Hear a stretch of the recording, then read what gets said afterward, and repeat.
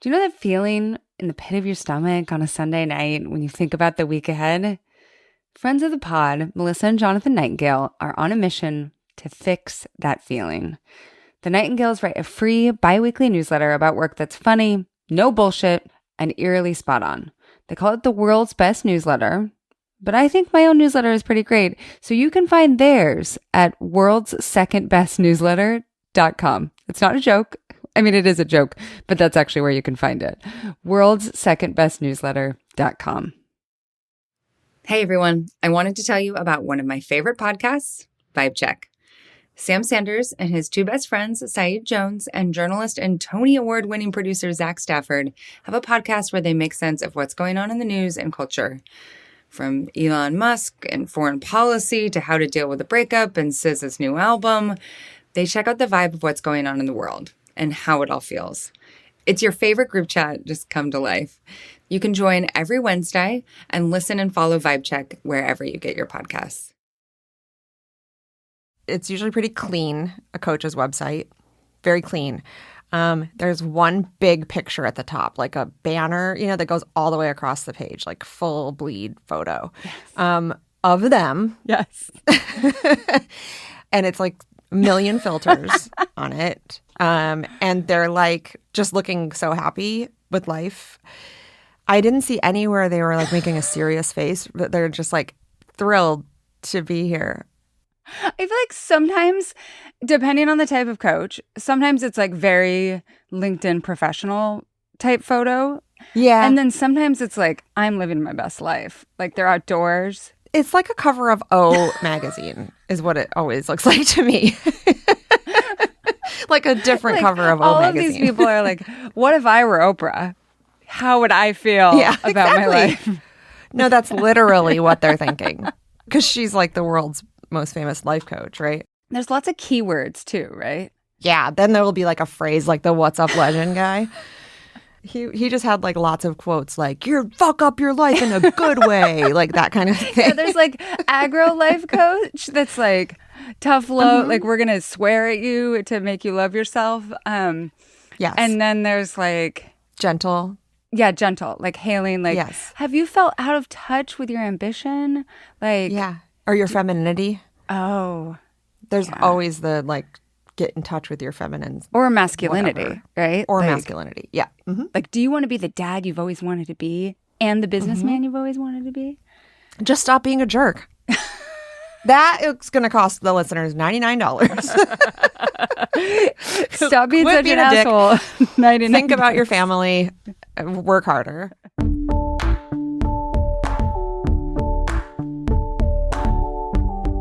You're listening to the Culture Study Podcast, and I am Anne Helen Peterson. And I'm Jane Marie, co-host of Culture Study for today, but I host The Dream all the rest of the days. Okay, so first, this is season 3 of The Dream. Can you quickly tell us the other 2 seasons? So the first season was about multi-level marketing. So that's your Avons and LuLaRoes and Tupperwares. A little bit about history, a little bit about policy, mostly about why there are legal pyramid schemes operating all over the world. That was season 1. And then a lot of MLMs sell wellness products, which got us thinking about doing a season around wellness and the Gwyneth part of the world. And so we did a whole season about wellness. And now, naturally, that led to life coaching. A lot of MLMs and wellness companies have some sort of coaching aspect to keep revenue flowing, honestly.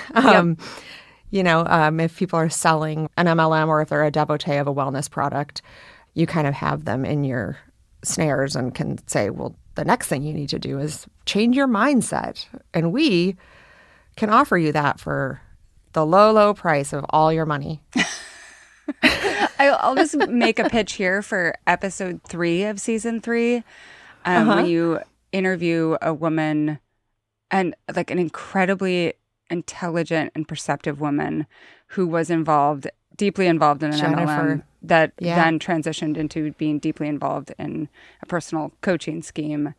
And like that episode is just like, like everything she didn't is say illuminated. this, but I would call Jennifer like gifted, like she's really smart. She's really accomplished.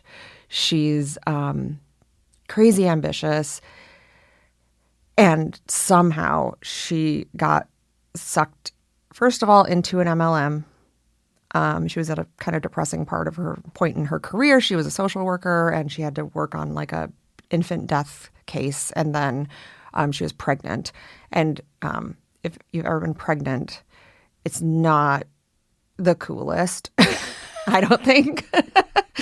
It's not the most chill time. So going through that, and then her job being really stressful, a friend kind of lured her into this MLM, but it didn't stop there. She did that for about 8 years, and then she joined a coaching cult. And my favorite part is like you went to go visit her and you guys got to sit down with like the documents. Oh, which yeah. are incredibly rich texts. Like how there they were buckets like and buckets. I mean, she had like Mar-a-Lago file amounts of documents. And she had like a great awakening where like something's like a switch flipped in her brain and she was like, wow, now I can see all of this from like how manipulative it was, like how they were really preying on these different like vulnerabilities in me and in other people, but then just the way that they like encourage you to seek out and create connections with other people so that oh God, you can then, what like, was it? The rope drip them in. list? Yes, the drip list was the thing that like sticks in my head. I so thought she was joking. And I'm sitting across from her and she has it in her lap. It's like a spiral bound kind of notebook thing. But like a hardcover, like like a Trapper Keeper, whatever. Yeah, like the adult version of a Trapper Keeper. White plastic. I can like and like maybe it said like "Believe" on the cover or something. Yes. So it was one of those, and it literally said "drip list" at the top of one of the pages. After I asked her if that was really what, like, I thought it was not a joke, but like some shorthand that like nobody. I felt the same way in season 1 when I heard about the husband unaware plan for Mary Kay. Yes. And I was like, you're making that up, right? And my friend Katie was like, no, that's a thing. That's like a branded thing at Mary Kay, is just spend money that your husband is not aware of on your Mary Kay business. So yeah, those things kind of are everywhere in like the quiet marketing. part said aloud. Said out loud. Yeah. Yeah, just be proud. Be loud and proud about it. So the drip list was like people that she's supposed to drip attention on. Yeah.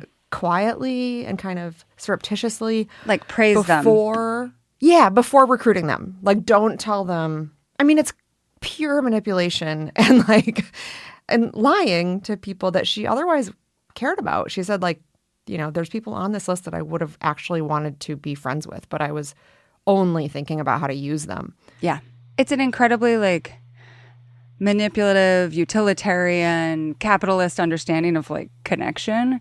And I think like there's other things in our lives that we could also take that perspective on. But okay, we're going to get more into this. Usually we chit chat even more about like these larger philosophical, ideological questions. But I think we have a question that's going to let us get into that. And it's very succinct. So this is from Emily, and we're going to answer it first.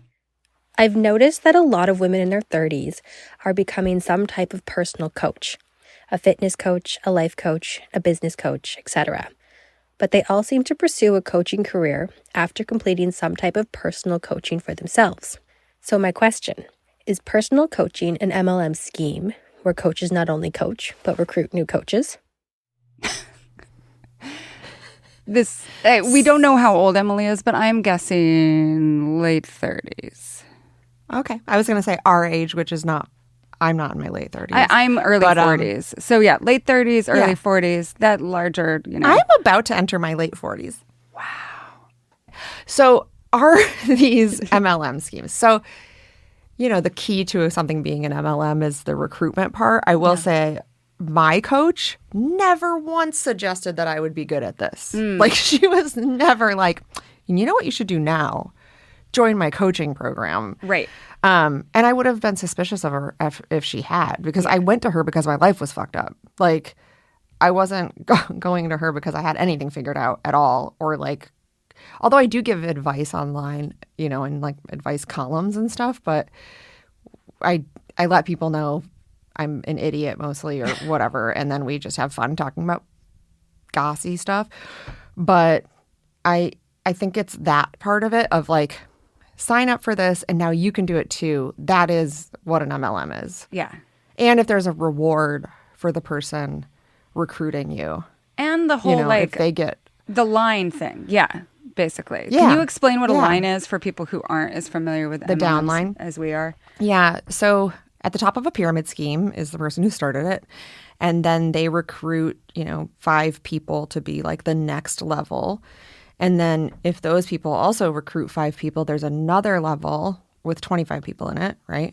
And then if those 25 people recruit 5 people, I'm losing my math already. Yeah. But it gets exponentially huger and huger. Yep. And if you're building a downline or a team, if they use the word like my team, not to mean like my department at work, but like the team I built, like that's a sure sign that you're in an MLM or you're dealing with something like it. I mean, Nexium was an MLM. Yeah. Yeah. So, and that was just a straight up coaching cult. Yeah. But they 'Cause were promised rewards. You amass more power within the organization. Sometimes that's money, and sometimes that's just like stature within the Status. organization. Yeah.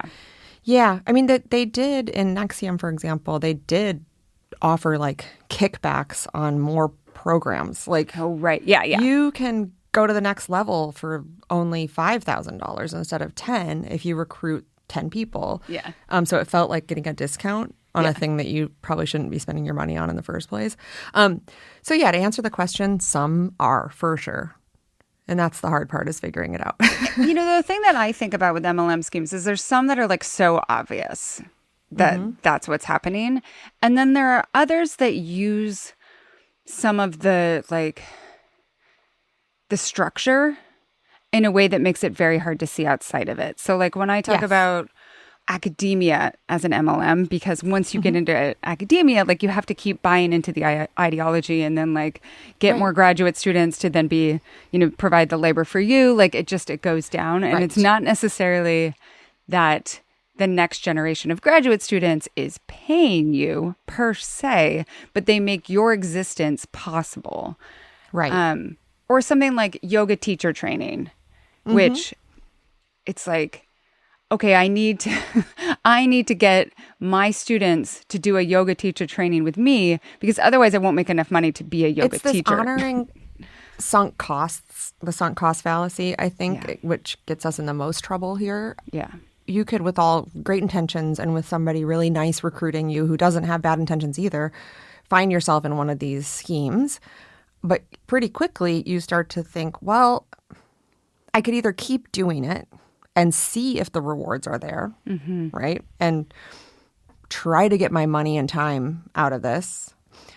Or I can quit right now when I'm only feeling like 40% suspicious. Yeah. And that just keeps us all in every bad situation in all of our lives. Now here I am being a life coach, but like, get the divorce. You know what I mean? Yep.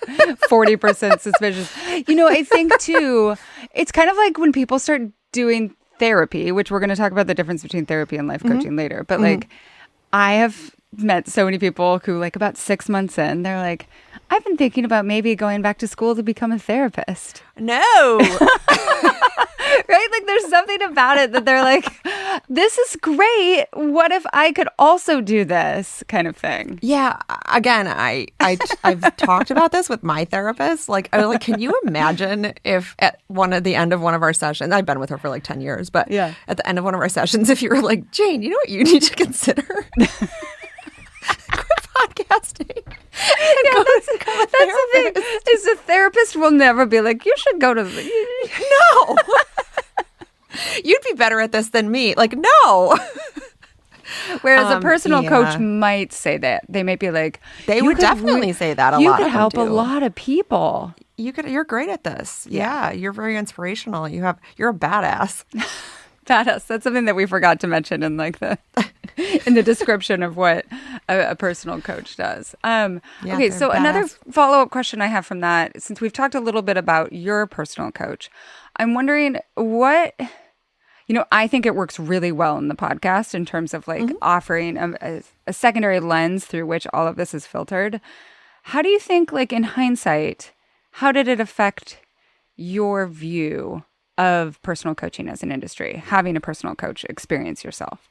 I've believe it or not, I have the only reporting I went into with like decided suspicion was some of the wellness stuff, mainly because I cannot stand Gwyneth Paltrow. And she's also been, before we even started our reporting, she had lost a civil suit around the jade egg that she was telling people would maybe cure their cervical cancer and stuff. Yeah. And just newsflash, it won't. But she was like going on late night talk shows to sell it. And she had to pay something stupid like 150 grand, like nothing to her. But she did get a slap on the wrist for doing that. And so going into that reporting, I felt like, ugh, you know, this reporting, I was encouraged by a lot of our listeners to look at this world. And because I'm in LA, I know 1 million life coaches and people I really like some of my friends do it, you know. So I wasn't like anti-life coach. It was more as we got reporting that I was like, ooh, there's some real seedy sides to this. So my coach is like a normal sweetheart who I'm still friends with. Like I can't afford her without the budget of the show, to be honest. Yes. Newsflash, I'm not rich, okay? Podcasting doesn't make people rich. Well, it made 3 people or 4 people rich. It made like me. Like 4. There are like 6 people, and they're all dudes. Yeah, they're all dudes. Yep.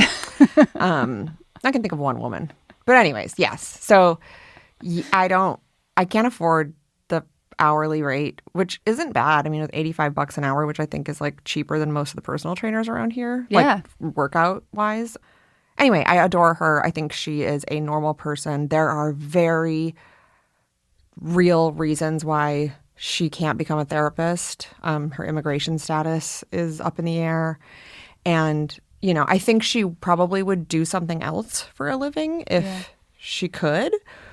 But she has kids and a family and dogs and, you know, a life. And this is the way she's made it work. And I think she's really good at it. Yeah. It allows you to like look at this entire industry, not thinking, oh, I'm trying to figure out how and why this entire industry is bankrupt. Well, here's the problem with making my show is it kind of requires some sort of villain. Like it requires someone in opposition to my ideas about the world. And so there are things that I'm like, fuck that. Like that's a scam. But then I like, so for like example, I wanted to do one about the wedding industrial complex. I wanted to do a season about weddings. And then I was like, I can't just like get mad about people being in love and throwing parties. Like that's not, there's nothing. Yeah. I mean, that's so interesting. Right. You have to be like, you can't just be like, oh, it's nuanced, right? Like you have to start out being kind of mad about it.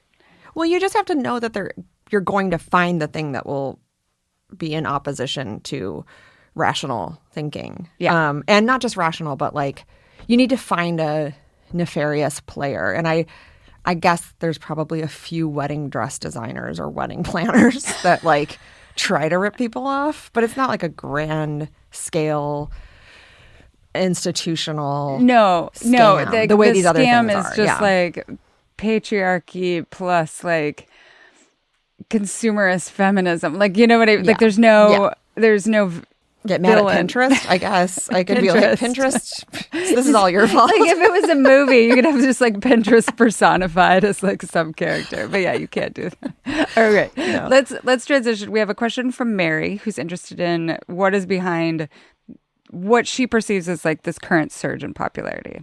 And Melody's going to read this one for us. Is the current meteoric rise of the coaching industry driven by altruistic forces, such as seeking meaning and impact in work, or capitalistic forces, such as seeking a side hustle due to economic insecurity? Fascinating. Ooh, I have a lot of thoughts about this. Yeah. Because what we've done lately in this country, and by lately I mean the last 100 years, is we've completely confused those two things on purpose. Yeah. So we've made the pursuit of money altruistic. Yeah. We tell ourselves about trickle-down economics, right? You making money, you earning more money, it's just going to affect the economy in a positive way. Job makers. So you're job makers. Yeah. Wealth hoarders are the fiction that we are all telling ourselves in order to keep us in our place is that wealth hoarders make everyone more wealthy. And the truth is not that at all. I mean, you can see that with the wealth gap and the 1%ers and stuff. But I believe it's very blurry. I think like in people's hearts, most of us are altruistic. There's like pathologies where people can't be. Mm-hmm. But I think humans are naturally, for the most part, altruistic in order to keep themselves and their children alive. And capitalism and American dreamism and that kind of shit skews some things that we all need. Like we all need money. Mm-hmm. But the story is that it's a virtuous thing, that you're being rewarded by God, by your community. So it's why we look at Bill Gates the way we do. Yeah. I mean, I think that there's things about him lately that have come out that like we don't. But for the longest time, it was like, wow, he has a nonprofit. You're like, yeah, if I had $1 billion, my lawyers and my accountants would also make me have a nonprofit. Like that. It's just simple accounting. This gets to the heart of, I think, a lot of personal coaching is like, is it to make you a better person or is it to make you more successful, like as a business No person? idea. I could not figure that out for the life of me. Well, because like I think the idea is like if you become a better person, you'll become a better business person. If you become a better business person, you'll become a better person. Like that they're intertwined in that way. Yes. It's really hard to suss that out. Like most of the measures of success that I saw on websites or in talking to people, most of the measures of success in terms of what the life coaches think are looks, like your aesthetic improving, your job productivity, performance, doing more in less time, your income. Like I rarely see anything that's just like, man, she just got so chill. She just was like, whereas I really do happy. think like a therapist is oftentimes very good at like, you need to figure out what's important to you and prioritize and let go of things that are holding you back in terms of like being the person that you want to be. And quit telling yourself a story about like how horrible everything is and all of that. Yeah. Right. Yeah. I got a little bit of that through my life coaching because I was really specific in my ask about what I wanted. I wanted to move my body more. I wanted, there were like things I really needed help getting motivated to do. But even in that scenario, and I love Jessie to death, but even in that scenario, like my weight was a measure of how successful she was. Yeah. Like the way I looked, like she would greet me at the door and be like, hey, because I lost a couple pounds or whatever. And I'm just like, that's not the point to me. Yeah. And also wrapped up in like all of these fat phobic ideas about like a good person is a skinny person. Yep. The other thing that I like that this question made me think of is that there's really interesting research, productivity research about how during times of like economic crisis, people turn to, in like the 1970s and 1980s, it was productivity books. And then during the financial crisis, it was productivity apps. And so it makes sense to me that maybe in this moment that there's this surge in like trying to find essentially these coaches who are trying to optimize you as a person in some ways, right? Oh, totally. Yeah. We have to... I just want everyone to just fucking relax. Like we are obsessed with squeezing every ounce of energy and ambition and work and productivity, like you're talking about, out of every person all the time. Like it makes me depressed. I have a 10-year-old and like the amount of homework that she has, I'm just like, this is not leaving time for play or TV, which are very important things. No, honestly, like for better or for worse, like TV is a way that you learn about how the stories that we... It's also so hypocritical that my friends who make TV here in LA, who make it and write it and love it and star in it and watch it at night and when the kids go to bed, like the screen time bullshit of like, my kids can't watch TV because they're exceptional humans. And like, if they were to watch a television screen, they'd get stupid. And it's like, well, they're going to be stupid for other reasons because you're acting stupid because you love TV. Yes. But even like a 10-year-old is being wrung dry, Right. you know, of like, what are you capable of? And did you exert all of the energy you could, and not necessarily in good ways, you know? No, and I exhausting. think there's another question that we're going to like just fold into this that's specifically about like how much of this is about optimization of all things. Like, I think if you have a friend or a peer or you see someone on LinkedIn who's like, I love this, like I've had an incredible experience with this coach, anyone who's talking about it, right? And whether they're MLM oriented and thus talking about it publicly because they want to rope you in, or just like talking about it, it makes you feel like, oh, is that something that I'm not doing? Right? Like, is totally. that yet Yeah. another thing that I should be doing but am not doing in my life to make me an optimized person? I have to turn that stuff off 100 times a day. Like, Yeah. oh, I didn't post a TikTok today, or I didn't, you know, like dumb shit like that. Like, Yep. I didn't respond to all my emails, or, you know, I don't have inbox 0. Like, Fuck. I have inbox 52,000. Same. But it smacks me in the face every morning when I look at my phone, like what a piece of shit I am because I have so many unread emails, you know? Then that's a construct. We've totally made that up. That's not a real thing. I don't feel guilty about the amount of junk mail I get. I get mad at the mailman. Like, I've asked you to not leave these flyers for the grocery store here. But I'm not like, oh, that reflects poorly on me. You're But like, somehow oh an my email, gosh, it I have does. another LL Bean catalog. Like, that doesn't make me feel like a failure as a person. But your email does when you're not at inbox 0, because we've constructed this idea of inbox 0, meaning you're an optimized person and then you're the most efficient and you're really taking care of things. Yep. It's all pretend. Are women more vulnerable to this and to coaching No. just generally? With MLMs for sure.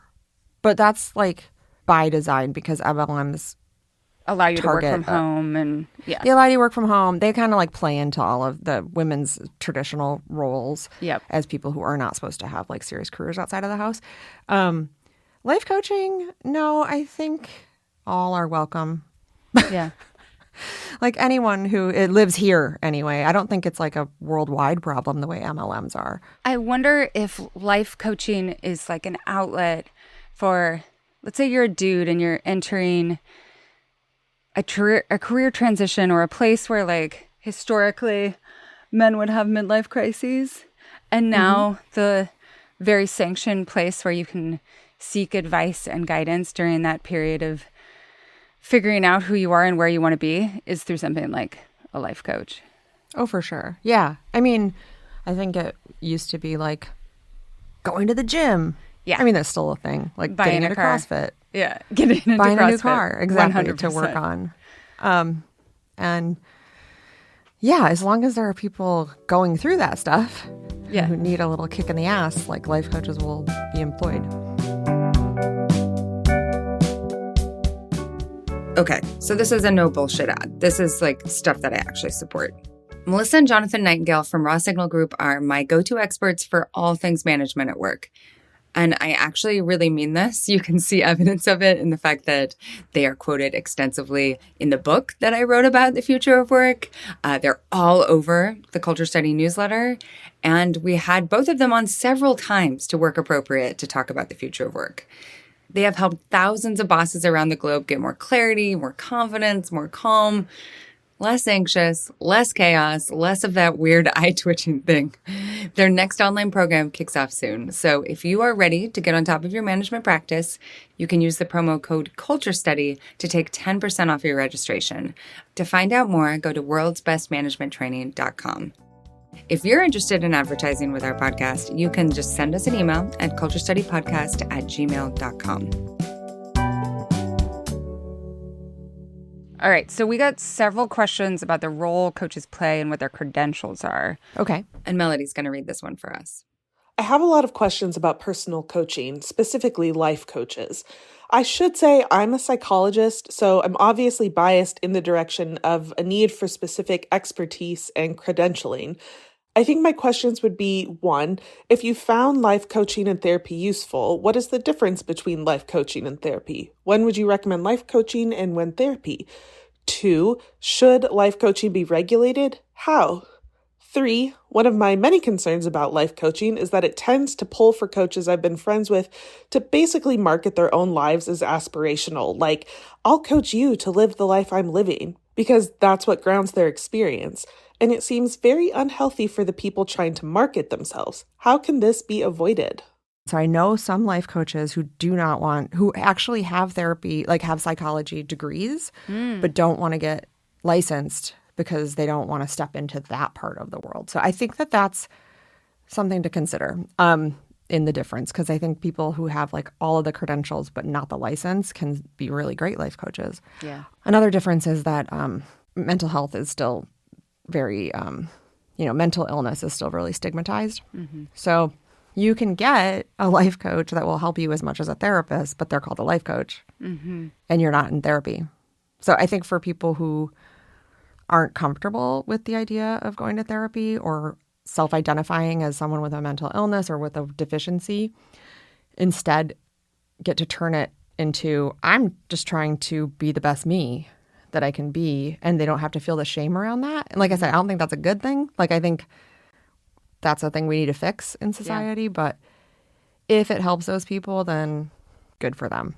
The other thing I would say, in addition to that, which I do think that like therapy is kind of like the conversation around therapy with younger generations has shifted somewhat to, I'm just trying to be a better me, right? Like I just want to, but scheduling and finding a therapist is so freaking hard.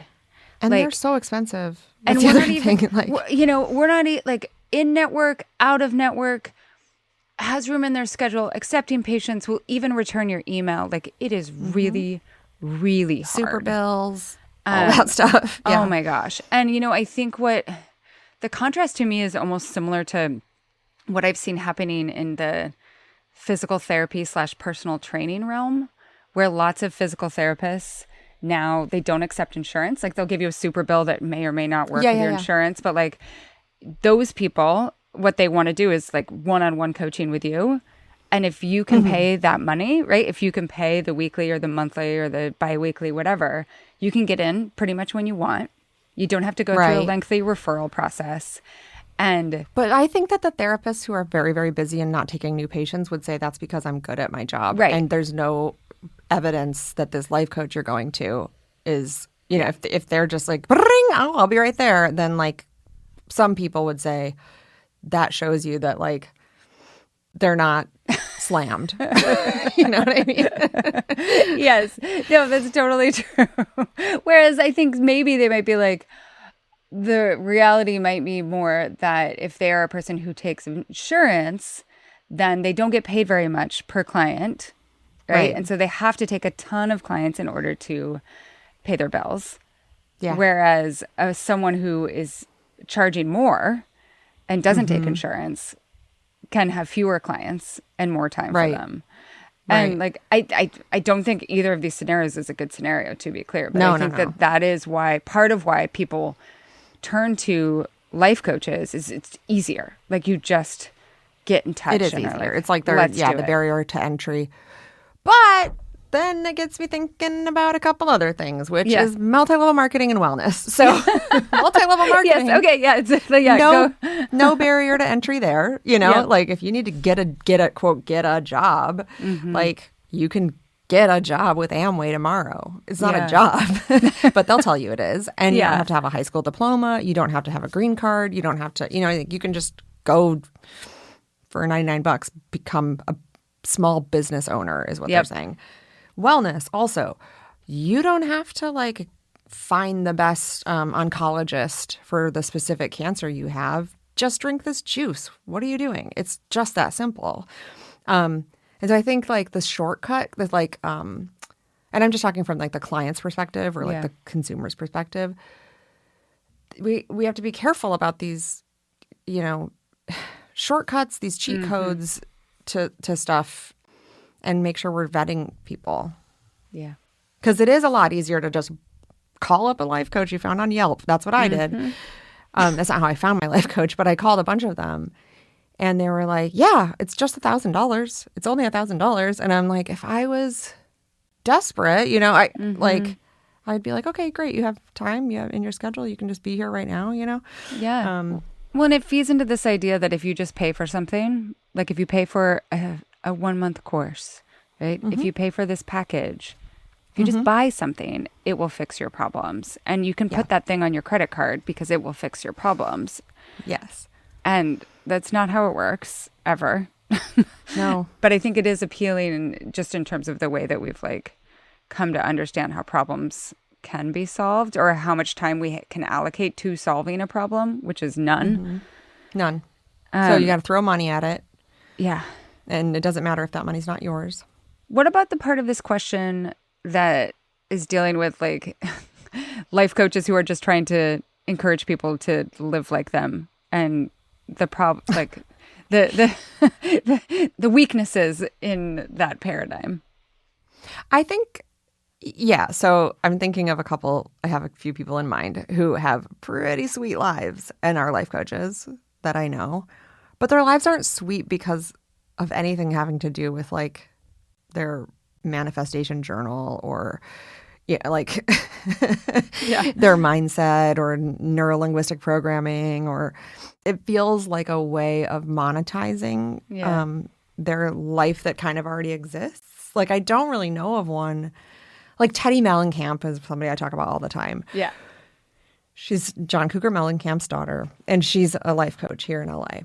And she lives on, the coast somewhere in Malibu and has a gorgeous family and the best fillers. And she just got a new round of fillers too. She looks so good right now. But now she's like doing reporting for Extra, which I think is kind of cheap, but whatever.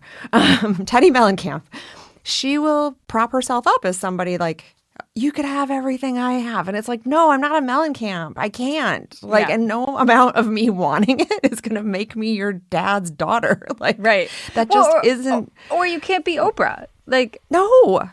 We have an Oprah. We're good. Yeah. We have an Oprah. We have a Tony Robbins. I mean, there's only so much room at the top, right? So I think it's this trend of, again, monetizing every single part of our lives because you have to squeeze all the juice out. It's why there are influencers. It's why, why people make money on TikTok and, with just showing their everyday life and like putting stuff on credit cards to make their houses look really nice. Scary. Yeah. I don't know if that answers your question. Yeah, but. yeah.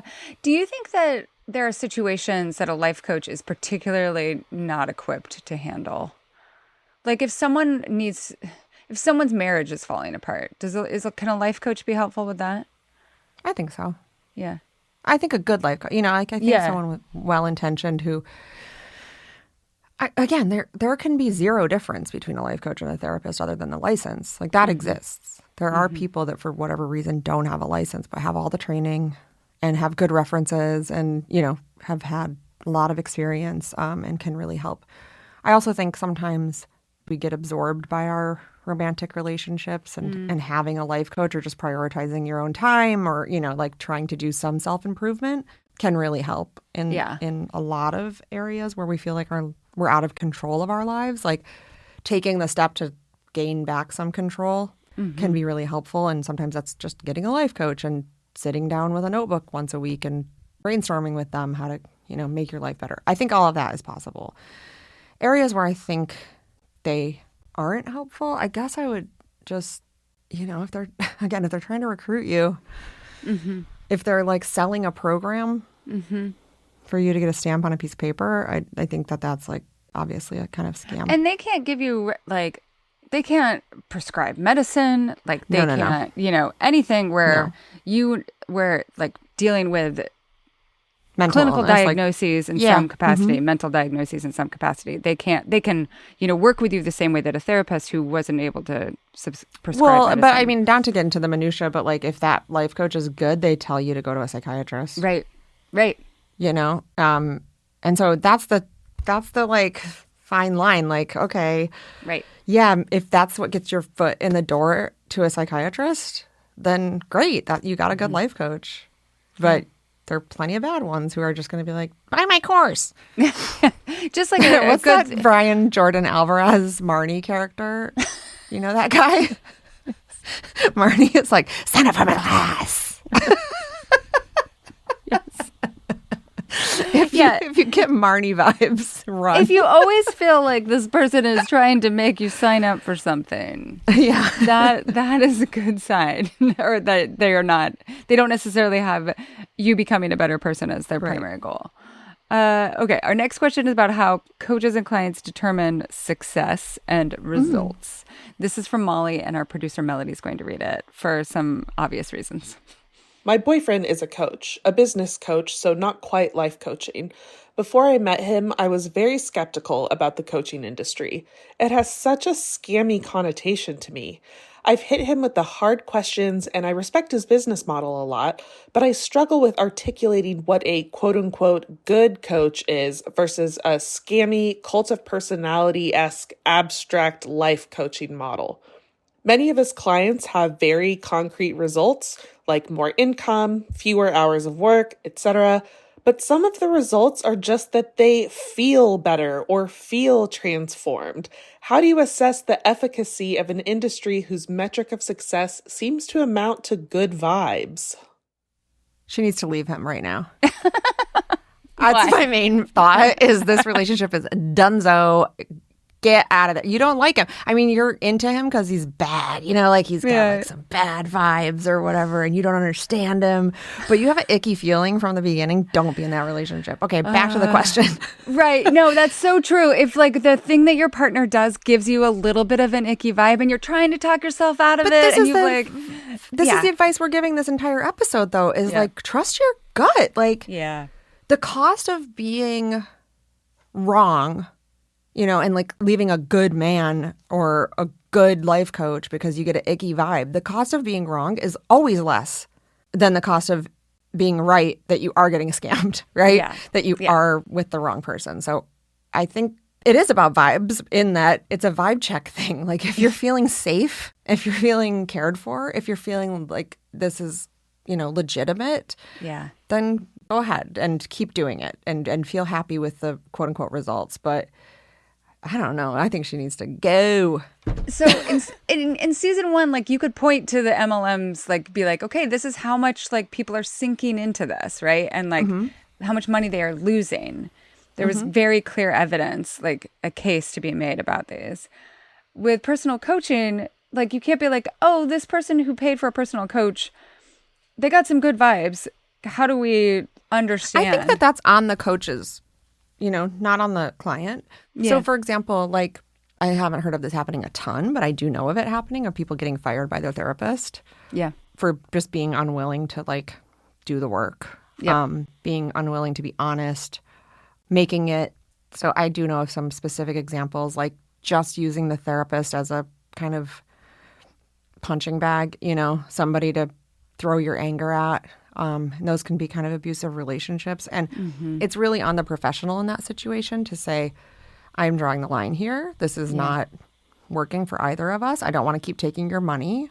Yep. And you need to go somewhere else. And I think for her boyfriend, ex-boyfriend, I would say, if he's feeling like someone's just like pouring more money in, but the results are only that like they like it, like he needs to check with himself if he's okay with that. Right. Like, I would charge people to hang out with me if I thought that was okay. No, I mean, but I'd be disgusted with myself, but like, being with me is a good time. I will brighten up your day. I think this is why it's so hard to find, like, to ascertain, like, who's a good life coach, because a really good life coach is constantly asking those questions, right? Yeah. They are doing the life coaching on themselves, and or they're seeing a life coach who is asking them hard questions, the way that therapists also see therapists, right? Like, yes, they are interrogating. And I think that, so few people in life just generally do that. Yep. And if you're just doing this because you're an encouraging, positive person, and it's a paycheck, you probably aren't also doing all of that other hard work that is protecting you from exploiting others. Be a bartender. Yeah. Be a bartender. I mean, you can be charming. You can impact people's lives. You can help people feel better. You can make great tips. You can get paid based on your personality, all that stuff. But don't be like a a therapist adjacent. And again, I don't know. I don't trust this guy. Like the fact that he's not thinking about this and talking to her in a way that satisfies her curiosity about his career is like, right. The other flag for me, and Molly, we don't know your life. We know just this question, but is the way she articulates versus a scammy cult of personality as abstract life coaching model. Like she knows what she's seen some part of that, right? Like she perceives it. She has language to describe that component. Yes. And sometimes it's hard when someone you love is working in an industry where there are a lot of bad actors because they are made to I've dated answer. rappers. I know. They are made to answer for the entire and industry. comedians. Wait a minute. And stand-up comedians. I was an academic and now I'm a journalist. But sometimes they should be made to answer for the ills of the entire community because they are part of that. They are doing that. So I think that's the question that she needs to take a look at. The question was not, should I break up my boyfriend? But we have given you some advice there. Or at least some questions that you can ask him as follow-up questions. Like just if, he might not have the answer you want to hear, but don't ask us, go ask him, know? And he should be game to talk about this stuff. Not to go back to the rapper stuff, but I did once date someone who had some album art out that had an objectifying photo of a woman on it. Uh-huh. I wasn't the only one to say something, but I was like, do we really need to do this? And he changed his mind and he changed it. Yeah. And we talked about it and he was like, I just thought it was funny. And I was like, it was funny. And you have fans that are in their teens, that don't understand why it's funny. Get rid of it. And he did. So if you can have those kind of conversations. Maybe she can have a sort of life coachy conversation with her life coach boyfriend about priorities and and how he ascertains success with his clients and that sort of thing. I just I appreciate that she says, I'm trying to hit him with the hard questions. Hit him with more. Keep asking them until he answers in a way that's satisfying to you. And if it's not, then that's a signal right there. Then he's a what's up legend. Yes. Awesome.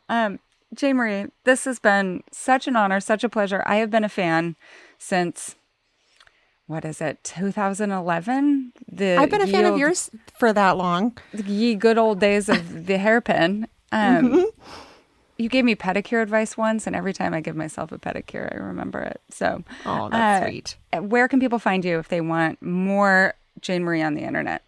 So I'm old, so I actually have the same handle everywhere because I've been an early adopter of all the socials.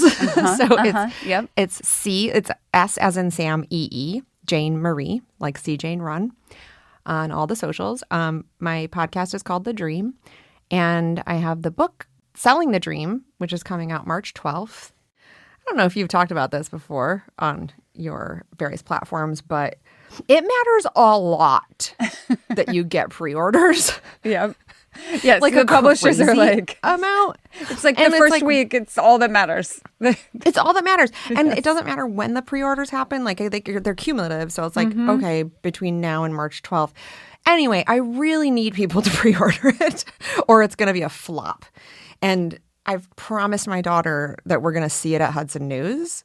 So don't make me a liar. Go pre-order my book, Selling the Dream by Jane Marie, by me. It's about pyramid schemes. It's a romp, and then it's really serious, and then it's sad, and then it's a romp again. You'll enjoy it, hopefully. There's even an index.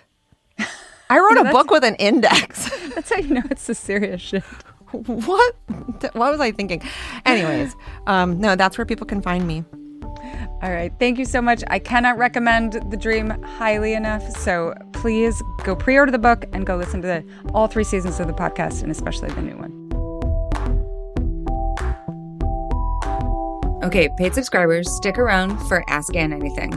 This question is a combo of 2 things that I know a lot about: academia and the feeling that freelancing and putting together money, that you just never have enough, basically precarity. So stick with us. We're going to answer that question. Thank you so much for listening to the Culture Study Podcast. Be sure to subscribe wherever you get your podcasts. We have so many great episodes in the works, and I promise you don't want to miss any of them.